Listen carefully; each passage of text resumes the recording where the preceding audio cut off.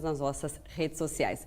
Vamos juntos, então, uma ótima sexta-feira para todos nós. A gente começa falando sobre a expectativa para o acordo de delação premiada do banqueiro Daniel Vorcaro, que foi transferido ontem para a sede da Superintendência da Polícia Federal em Brasília. Esse, então, portanto, é o início das tratativas para um acordo, depois de firmar um termo ali com a PGR e com a Polícia Federal, que pode aliviar a situação do dono do Banco Master, ele que está preso desde o dia 4 de março. Para falar sobre isso, a gente está em contato agora com o André Marcília, que é advogado constitucionalista. Doutor, seja muito bem-vindo, obrigada pela participação do senhor aqui no Ponto de Vista. Obrigado, eu que agradeço, um abraço a todos. Doutor, bom, como é que funciona a partir de agora essa perspectiva para o fechamento de um acordo de delação premiada e por que o banqueiro foi transferido para a sede da PF?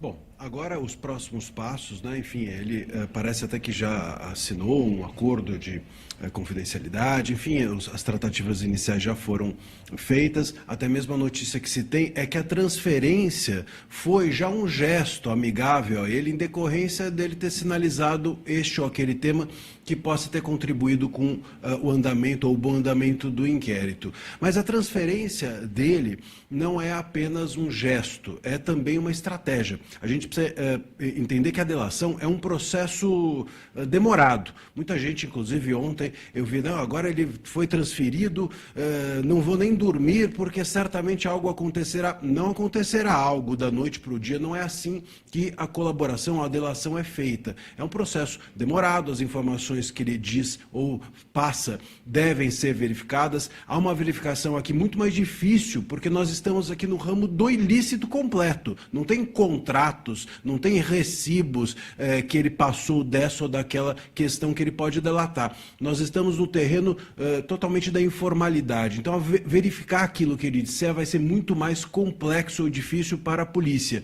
E até tudo isso ser verificado, essa delação não virá à tona ou não será concretizada. É um processo moroso, demorado, portanto, e por isso que a permanência dele na Polícia Federal ou sob custódia da Polícia Federal, na Superintendência da Polícia, é muito importante, porque ali ele está próximo dos investigadores, próximo das investigações, e essas idas e vindas naturais da delação poderão ser com ele cotejadas sem que ele esteja longe, num presídio de segurança máxima, afastado dos investigadores e da própria investigação.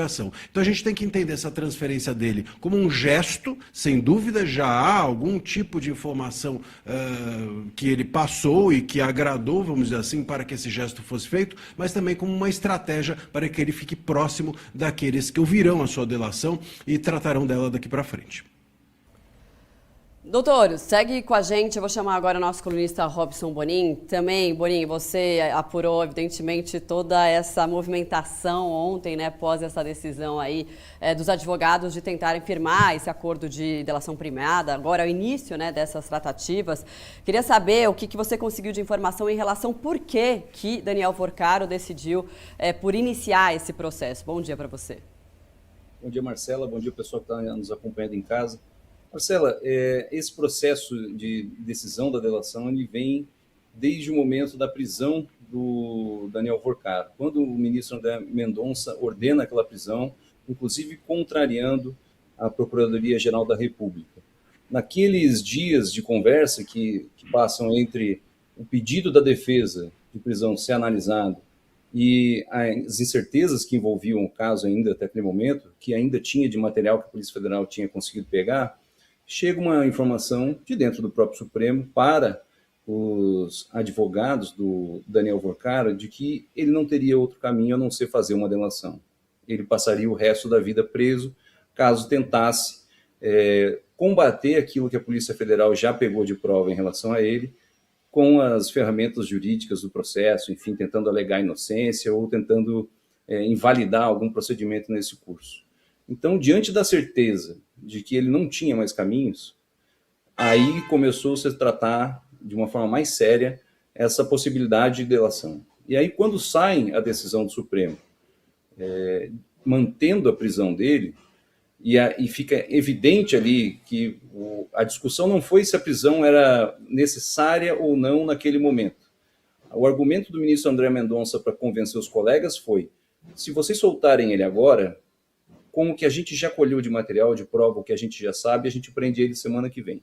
Então, a escolha foi, o Supremo vai passar por esse desgaste de liberar o Daniel Vorcar agora e ele ser preso semana que vem? Não. Então, o circo foi se fechando ali, o cerco, né? E na segunda-feira, após a prisão, o julgamento da prisão, o advogado do Daniel Vorcar, o Juca, ele foi ao ministro André Mendonça para dizer que o cliente dele iria, de fato, delatar, estava disposto a fazer um acordo de colaboração, enfim. O ministro André Mendonça, então, iniciou esse processo, só que veio ali ainda alguns ruídos. A gente tinha na defesa do Daniel Vorcar alguns defensores ali, advogados que são muito próximos ao governo do PT, muito próximos àquela linha que defende interesses da esquerda, e houve um ruído ali que atrapalhou esse primeiro momento. A gente está acompanhando que há um distanciamento agora, essa parte da defesa do Vorcar está saindo completamente do caso e vai ficar quem vai fazer a delação de verdade. E o problema todo, nesse caso, é que, primeiro, a gente mostra na revista nessa semana que o que veio a público é 30% de um celular dos 8 celulares que o Daniel Vorcar tinha, que foram presos para perícia na Polícia Federal. E a Polícia Federal já identificou que o Daniel Vorcar, como tinha aquela ideia de que ele um dia poderia se dar mal diante de tudo que ele vinha fazendo, ele era extremamente meticuloso e cuidadoso em guardar tudo que ele fazia.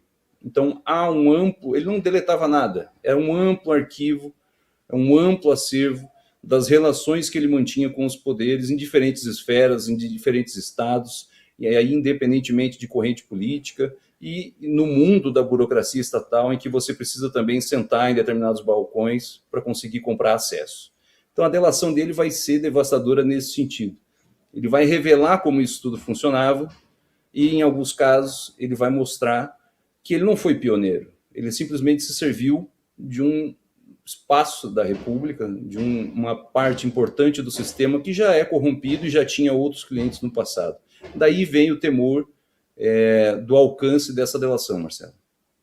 Pois é, então, né, material, prova não vai faltar para, inclusive, ajudar no acordo e trazer ainda mais benefícios, né, para ele, se isso de fato for concretizado. Doutor, queria até falar então sobre isso, essa informação que o Bonin traz, dessa possibilidade, dessa quantidade de provas que se pode ter, que o próprio delator, né, se fechar o acordo, pode ter, e o quanto isso pode beneficiar em relação à redução de pena, né, depois do julgamento. Essa situação é bem interessante, né? Como o Boni mencionou, a gente tem aqui 30% de um celular e tem mais 8 celulares à disposição da Polícia Federal para serem periciados. Quer dizer, se ele não... Eu creio que essa opção pela delação, inclusive uma delação que precisa ser completa, não existe meia delação, né? Uma meia verdade em delação é uma mentira inteira. É preciso delatar tudo que você sabe, senão a sua delação é invalidada. E nesse caso, me parece claro que ele entendeu isso. A Polícia Federal, tendo tanto material à disposição, ele deve ter pensado o seguinte: é o tal do dilema do prisioneiro. Se eu não falar, alguém pode falar. Tem outros também que podem delatar. E se eu não falar, talvez a Polícia Federal chegue sozinha às conclusões daquilo que eu tenho. Talvez até o que o Vorcaro tenha de informação, Marcela, não seja nem algo inédito, ou algo que a Polícia Federal não tenha acesso se chegar ou se investigar sozinha. Mas, claro, as investigações podem ser precipitadas com a delação dele e, com isso, aceleradas, o que é algo bastante importante, sobretudo porque a gente está num ano eleitoral que pode influenciar ou até mesmo impactar nessas investigações. Daqui a pouco a gente tem Copa do Mundo, daqui a pouco a gente tem eleições, tudo isso influencia ou pode apagar, criar algum tipo de cortina de fumaça para a Polícia Federal. Me parece ser relevante que essa delação ocorra e ocorra o quanto antes. Como eu mencionei, é um processo moroso, é um processo demorado, mas ele pode acelerar que essas investigações ocorram. E tende a ocorrer e a aparecer em todos os nomes dos 3 poderes. Me parece claro que ele corrompeu ou buscou corromper todo mundo, ou boa parte dos 3 poderes, e isso precisa aparecer nessa delação. Se não aparecer, ela não valerá nada. Se ele fizer essa delação, ela não for em momento algum confrontada, ou seja, se ele disser realmente a verdade, ele poderá ser beneficiado numa diminuição da pena. Ele não pode receber perdão judicial por exemplo, essa é uma das únicas impossibilidades dele receber benefícios com uma delação se ele for o chefe da organização criminosa. Chefe de organização pode, muita gente falou, não pode delatar se você for chefe de organização criminosa. Pode, você só não recebe os mesmos benefícios como, por exemplo, um perdão. Mas, até porque, né, se você é o chefe, você sempre vai delatar de baixo para cima. Então o interesse é muito menor em quem tem gente abaixo dele para ser delatada do que quem está embaixo e tem gente acima dele para ser delatada. Os grandes nomes é sempre quem interessa mais as investigações. Mas a gente também não sabe, quem sabe não é ele, não seja ele até mesmo o chefe dessa organização. Pode ser que seja outro e esse nome seja o que ele tem a delatar. Ou, quem sabe, pessoas que a gente não tem ainda ciência de que estejam envolvidas nisso ou que a gente precisa da formalização dele para que essas pessoas ou autoridades passem formalmente a ser investigadas. A gente tem ouvido muito pela imprensa essa pessoa, esse juiz, esse político, mas quem são essas pessoas? Essas pessoas ainda não estão formalmente investigadas e uma delação dele pode torná-las formalmente investigadas, então isso é muito importante e, repito, pode resultar numa diminuição da pena dele bem considerável. Mauro Paulino está com a gente, nosso colunista. Paulino, seja bem-vindo, bom dia para você. Bom dia, Marcela, bom dia a todos. Doutor André, quais são os limites constitucionais de uma delação desse tipo? Há uma expectativa muito grande quanto à delação do Daniel Vorcaro, tanto daqueles que estão preocupados quanto daqueles que estão interessados no desvendamento desse caso. Mas quais são os limites constitucionais para que essa delação seja válida? Olha, essa é uma delação. Primeiro que a delação premiada é um instituto, vamos dizer, relativamente novo no Brasil. Para o direito é novo, né? Nós não temos muito tempo dessas leis relativas à delação em vigor. Então ela não foi testada por completo. E muda muito, né? Eu estava ontem até discutindo, por exemplo, as delações referentes à Lava Jato. Na Lava Jato, a gente tinha ali uma questão que era de construtora. Então, você tinha contratos, você tinha licitações, dava para verificar aquilo que a delação estava, o que o delator estava dizendo, era mais fácil você conseguir verificar na vida real se aquilo fazia sentido ou não. Aqui a gente está num terreno diferente. Não é apenas o terreno financeiro, mas o terreno realmente de bandidagem, de, enfim, alguém que quer quebrar dente de jornalista. Fica difícil você verificar esse tipo de atuação na prática. Ninguém deixa recibo ou ninguém faz contrato com o sicário, por exemplo, para ele atuar dessa ou daquela maneira. Sabe-se lá porque ele recebia 1 milhão por mês, sabe-se lá porque ele recebia 24 milhões por mês. E se a gente souber por que ele recebia, como é que a gente verifica isso, se não, talvez com outras pessoas que também delatem? Não tem um contrato, me imagino eu, com o sicário para que ele quebre dente de jornalista. Então a gente está num outro terreno que é muito mais complexo. Os limites constitucionais da delação, eu creio que vão ser testados exatamente com o carro andando. Eles vão trocar, vamos dizer assim, o pneu com o carro andando, até porque, esse é um ponto também importante, nós temos precedentes de uma última delação que foi feita, que foi no processo do golpe e que teve como contemplado o Mauro Cid, onde os limites foram totalmente elásticos. O próprio ministro Moraes criou um precedente, inexistente até então, de que a delação pudesse ser combinada sem a participação da PGR. Nós não tivemos na delação do Mauro Cid a PGR atuante. A PGR ela entrou como secundária, como coadjuvante. As tratativas foram feitas diretamente entre o gabinete do ministro Moraes e a polícia à época. Então, isso cria até um precedente, vamos dizer agora, para que o Mendonça trate diretamente com a Polícia Federal dessa delação sem necessariamente envolver a PGR. Tudo isso, portanto, vai ser testado, porque, repito, é uma lei ainda recente, os limites constitucionais ainda não foram totalmente testados e nós ainda criamos precedentes de alfaiataria, vamos dizer, nesse último processo do golpe. Bonin, bom, também tem expectativa hoje para a conclusão do julgamento sobre a manutenção da prisão do banqueiro Daniel Vorcaro, né? Já tem maioria, portanto a prisão dele foi mantida, como a gente sabe, mas tem a falta ainda, tem a expectativa para o voto do ministro Gilmar Mendes. O que você tem já de informação sobre isso, né? Tinha uma expectativa também que ele fosse dar algum tipo de recado no voto, mas agora com essa decisão, né? Com esse processo, início da delação premiada, muda alguma coisa? O ministro Gilmar Mendes, ele nessa posição de decano, né, o ministro mais antigo da corte, ele acaba tendo esse espaço para avançar nas posições pessoais e nas posições que ele acha importante registrar em termos de Supremo Tribunal Federal, como se fosse um emissário, um porta-voz. Mas ele não vai mudar o cenário que já está posto. Teria uma opção de repente, tentar forçar na própria turma ainda que o caso fosse rediscutido no plenário físico, com todos os ministros, uma forma de fazer uma segunda rodada disso. Ele não vai fazer isso.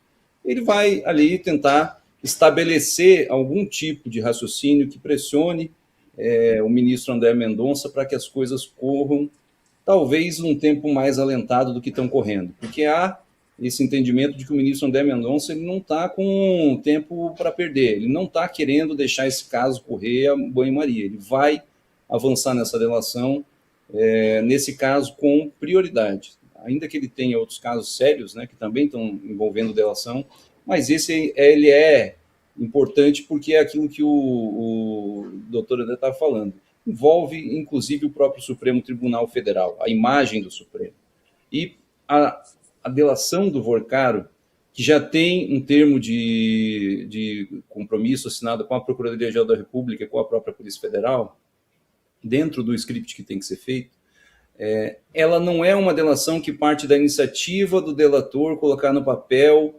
coisas que a Polícia Federal ainda não sabe.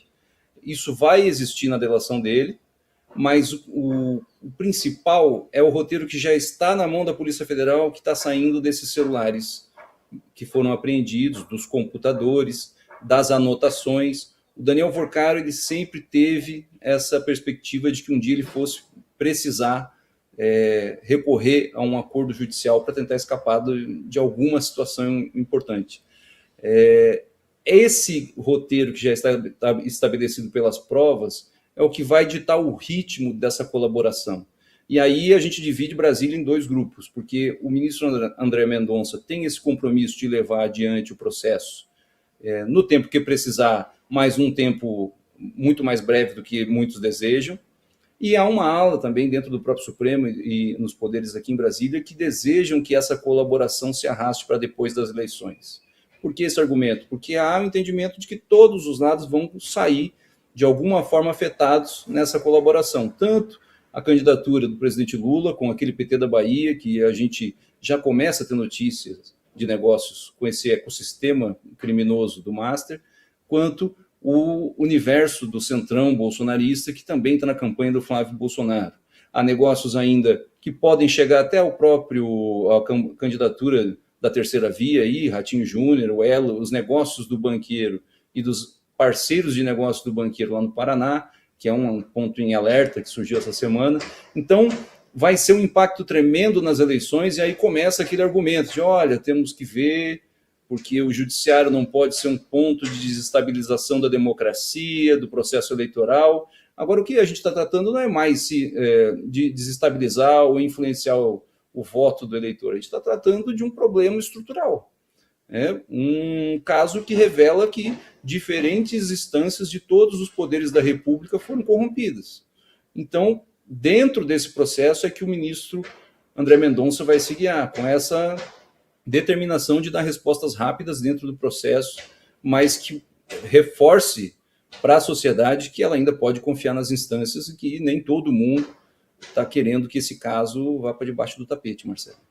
Exatamente, né, Paulino? E são fatos que precisam ser esclarecidos para o eleitor no ano de eleição, né? Se você jogar isso para depois, o eleitor vai ficar carente dessas informações que são essenciais pelo tamanho que isso pode atingir, né? Porque pelo que já se tem de informação, Bonin falou aí que apenas 30% do conteúdo dos celulares, né? São 8 celulares do Vorcaro já foram identificados, mas falta muita coisa ainda. A PF vai fazer um relatório com todo esse material, ou seja, pode ser algo bombástico que de fato impacte as eleições, e se você jogar isso para depois, o eleitor tem muito a perder. Então, é ideal, né, obviamente, essencial que isso aconteça antes do processo eleitoral. É o que a sociedade espera, e a sociedade espera da justiça, inclusive nesse caso, celeridade e independência, um tratamento isonômico para todos os envolvidos. Mas eu queria emendar uma pergunta aqui para o doutor André, que é em relação aos vazamentos. Nós tivemos aí, nessa primeira etapa após a prisão, vazamentos, inclusive, de conversas particulares de Daniel Vorcaro. Até que ponto vazamentos seletivos podem prejudicar, interferir no devido processo legal? Olha só, vazamento nunca é recomendável, vamos dizer assim. Então, é um problema sempre. E pode ser um trampolim, um impulso, ou um empurrão, vamos dizer assim, para uma nulidade futura. Até mesmo o afastamento do ministro Toffoli do caso, que aconteceu aí em definitivo, quando houve, enfim, quando ele estava às vésperas do julgamento da segunda turma, e aí ele, enfim, se deu formalmente por suspeito, isso também pode, de alguma forma, criar algum tipo de nulidade, porque se ele era suspeito às vésperas do julgamento, eu preciso acreditar que ele já era antes, não é que ele se tornou suspeito naquele dia. Então, por que antes também não seria? E se antes seria, qual a imparcialidade dele de investigar ou de lidar com as provas que ele lidou durante todo o tempo que ele esteve à frente do caso? Isso tudo pode ser mote, sim, para a nulidade. Aliás, até mesmo a expectativa que a gente tem sobre o voto do Gilmar Mendes, que está faltando ainda, né, para compor a segunda turma, seja nesse sentido, de apontar para essas possíveis nulidades, até mesmo em razão dos tweets que ele andou fazendo na semana passada, dizendo sobre esses vazamentos, que os vazamentos, sobretudo de conversas entre o Vorcaro e a sua namorada, seriam uma forma de atingir até mesmo a mulher. Na Semana Internacional da Mulher, foi mais ou menos nesse sentido os tweets dele. O ponto aqui é que a conversa, por exemplo, entre o Vorcaro e a mulher dele, nos revelou que ele tinha enviado para uma conta nos Estados Unidos R$500 milhão e que teria essa namorada dele como beneficiária. Bom, para que isso? Para que esse dinheiro? Qual é o envolvimento dela? A própria CPI tem desejado ouvi-la. É preciso que tudo isso se esclareça. A gente não tem, então, nesse lugar, no momento em que nós estamos das investigações, como riscar o chão e dizer isso é privado e isso é público.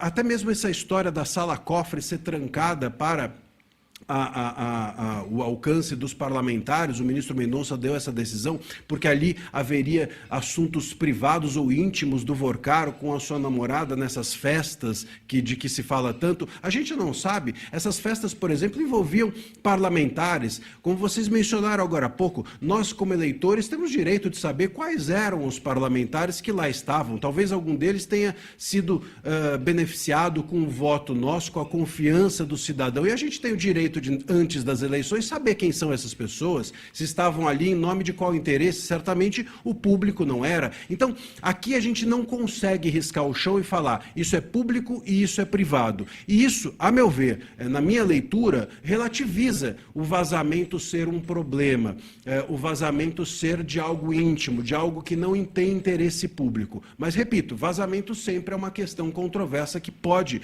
de alguma forma, gerar nulidade. Mas a gente também precisa lembrar que, se não houvesse os vazamentos que a imprensa tem noticiado, muito provavelmente, nesse exato momento, nós teríamos ainda o caso Master dentro do gabinete do ministro Toffoli, sem sabermos de absolutamente nada dessas informações todas a que temos tido acesso.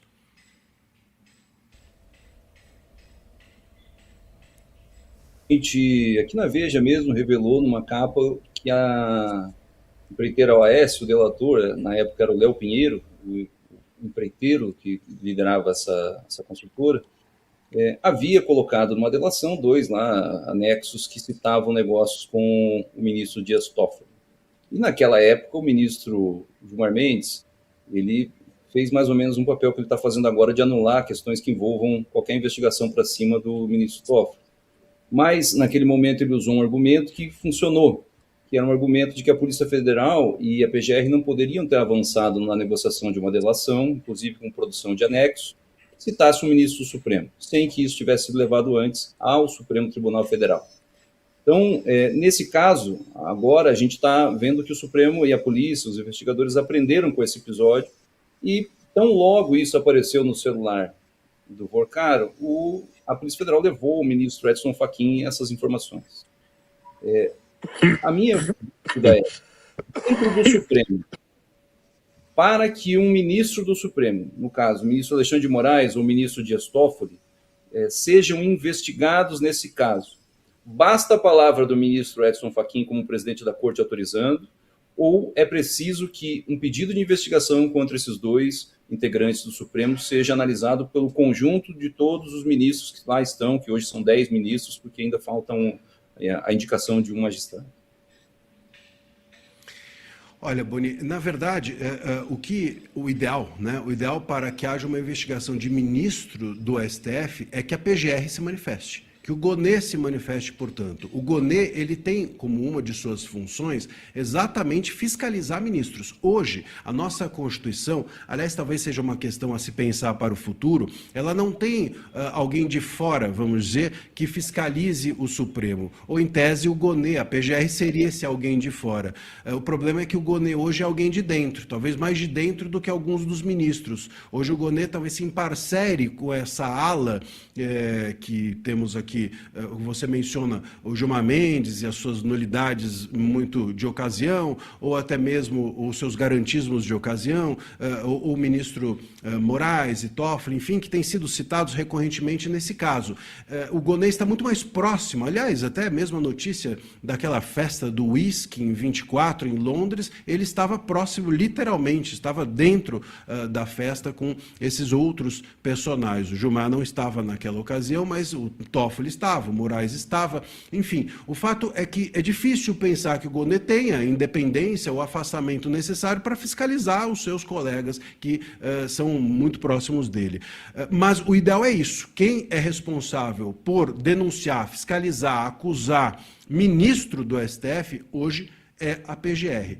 E aí eu trago, mais uma vez, o precedente do próprio Moraes no processo do golpe. O problema é que ele ali abriu um flanco para que o juiz seja tão ativista que dispense a PGR e que a Polícia Federal possa criar uma relação com o ministro a ponto de você dispensar, seja a presidência do STF, como você mencionou, Fachin, seja a própria PGR. Então eu acredito que dentro, se a gente for pensar nos precedentes do STF, o próprio ministro Mendonça, vendo, por exemplo, pela boca do Vorcaro, uma delação ou uma citação, uma menção a ministro do STF, vamos lá, se o Vorcaro mencionar o Moraes, se o Vorcaro mencionar o Toffoli, com as provas que nós já temos nos celulares e que têm sido expostas pela imprensa, isso seria o suficiente para que a Polícia Federal e o ministro Mendonça toquem adiante uma investigação formalizada dos próprios ministros, entendo eu, mesmo sem a PGR participar ativamente. Não é o ideal,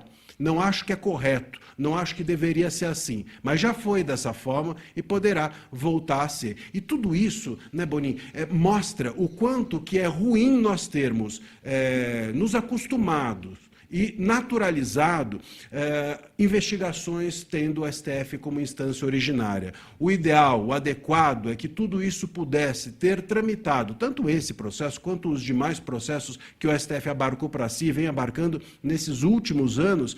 O ideal é que isso tudo pudesse ser feito na primeira instância, até para que as demais instâncias, a segunda e até mesmo o próprio STF, pudessem ser instâncias corretivas, né, de eventuais excessos. Agora, esses excessos ou possíveis excessos não tem quem corrija.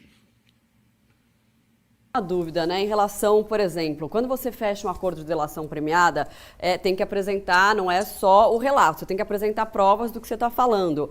E, bom, o Vorcaro, né, o Boninho até falou aí que ele tem um material vasto aí, deve ter, né, bastante coisa para provar o que ele, de fato, vai contar. Agora, a dúvida é, quanto ele vai contar? Porque assim, também se ele ocultar ou mentir, ele pode perder os benefícios do acordo de delação premiada. Mas a quantidade de provas, né, que ele vai apresentar, não é meio subjetivo esse critério?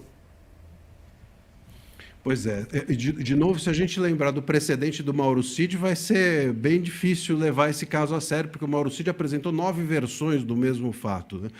Então, os precedentes não ajudam a relatar algum fato que ele conhece. E aí entram esses celulares como uma boia de salvação, não dele, mas da sociedade. Ele sabe muito bem, eu imagino que saiba, o que tem dentro desses 8 celulares, o que tem dentro de material ali. Até porque, muitas vezes, esse material é recuperável. Eu vi algumas entrevistas com peritos, até mesmo relacionados à Polícia Federal, e ele dizendo que as tais mensagens que foram trocadas supostamente com o ministro Moraes, o tal do vai bloquear ou conseguiu bloquear, que essas mensagens de visualização única, como a gente tem chamado, que tira-se a foto do bloco de notas e depois manda-se e a foto é apagada, bom, o bloco de notas registra isso no celular num arquivo oculto. A própria foto, o arquivo de fotos do celular registra isso em arquivos ocultos. Talvez o Vorcaro não saiba disso e a polícia consiga recuperar até mesmo as mensagens de visualização única. Então, o Vorcaro, ele sabe muito bem que tem muita coisa, como foi dito aqui, o Boninho disse bem, o Vorcaro guardava tudo, ele tinha talvez essa mania, né, de bibliotecário de si próprio, e ele guardava esse material todo e sabe muito bem o que está lá. E se ele não disser algo do que está lá, a polícia vai chegar sem ele a essas informações, e óbvio, não tem como ele dizer que ele tinha desconhecimento de um material que estava no próprio celular. Isso sim invalidaria a delação dele. Ele contar um fato, ou ele deixar de contar um fato que aconteceu, mas que ele desconhece, eu acho que isso não é nenhum problema. O problema é ele deixar de contar um fato, por exemplo, que está dentro do seu celular, ou ele mandou uma mensagem para alguém e a gente não sabe quem é. Bom, ele tem que saber se foi ele que mandou. Então, essas informações aqui não podem deixar de aparecer. Se deixar de aparecer, a gente tem uma delação aqui seletiva, uma delação certamente inválida para o direito, e a Polícia Federal, o próprio ministro André Mendonça vão identificar isso. Muito bem, agradeço demais a participação do advogado constitucionalista André Marcília. Doutor, muito obrigado e até uma próxima oportunidade. Obrigado, Marcela, a todos da bancada. Um abraço a todos.